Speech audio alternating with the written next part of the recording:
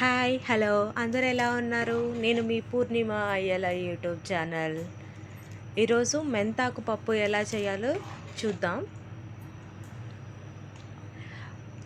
చూసే ముందు అందరూ నా ఛానల్ని లైక్ చేయండి, షేర్ చేయండి, సబ్స్క్రైబ్ చేయండి. ముందుగా ఎర్రకంది బ్యాలను నానబెట్టి పక్కన పెట్టుకోవాలి. టమోటాలు కట్ చేసుకోవాలి. తెల్లగడ్డ, ఎర్రగడ్డ, పచ్చిమిర్చి, మిరపకాయలు, మెంతాకు. నేను ఎర్ర కందిపప్పు యూస్ చేస్తున్నాను. మీరు నార్మల్ కందిపప్పు అయినా యూస్ చేసుకోవచ్చు. ఫస్ట్ స్టవ్ వెలిగించి దాని మీద మట్టి కుండ తీసుకొని వాటర్ వేసుకొని మట్టి కుండ కాబట్టి కొంచెంసేపు వేడి అయ్యేంత వరకు పెట్టుకున్న తర్వాత ఫస్ట్ మనం ముందుగా నానబెట్టుకున్న ఎర్రకంది బ్యాళ్ళను వేసుకోవాలి. ఎర్రకంది బ్యాళ్ళు, టమోటాలు, తెల్లగడ్డ, ఎర్రగడ్డ, పచ్చిమిరపకాయలు, ఒట్టిమిరపకాయలు, తర్వాత కొంచెం కరివేపాకు, మెంతి ఆకు అన్నీ వేసి పసుపు, ఉప్పు, కొంచెం చింతపండు అన్నీ వేసి బాగా ఉడికేంత వరకు పెట్టుకోవాలి. బాగా ఉడికేంత వరకు పెట్టుకున్న తర్వాత మళ్ళీ మనం పక్కన ఒక ప్యాన్ పెట్టుకొని మెంతాకు నేను అలాగే ఆకులు చిన్న చిన్నవి అంతా కట్ చేసుకొని అలాగే వేసేసుకున్నాను.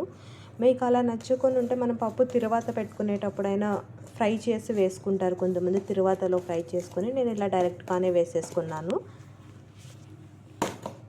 అన్నీ బాగా ఉడికిన తర్వాత పసుపు, జీలకర్ర, ధనియాల పొడి, ఉప్పు కూడా వేసాను.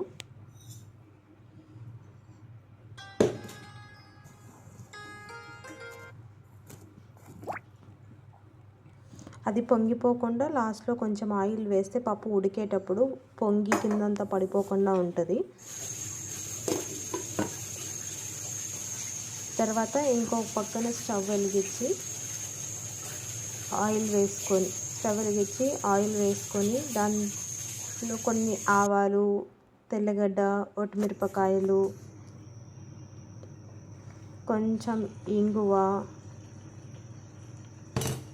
కరివేపాకు ఇవంతా వేసి బాగా తిరువాత పెట్టుకొని పప్పు బాగా ఉడికిందా లేదో చూసుకోండి. బాగా ఉడికిందంటే కొంచెం వాటర్ పక్క తీసుకొని మెత్తగా పప్పు గుత్తి తీసుకొని మెనిపేసుకొని తిరువాతని తీసుకొచ్చి పప్పులో వేసేస్తే మన మెంతాకు పప్పు రెడీ అయిపోతుంది.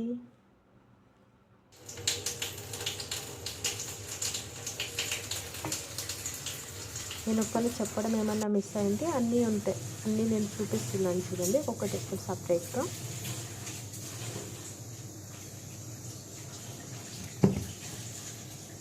ఇది ఇంగువ. పప్పు కొంతమందికి అరగకన్నా గ్యాస్ ఉంటుంది కదా, అట్లాంటప్పుడు ఇంగువ వేస్తే ఈజీగా డైజెషన్ అయిపోతుంది, గ్యాస్ అవంతా ఏం ఫామ్ అవ్వకుండా. Thank you for watching our video.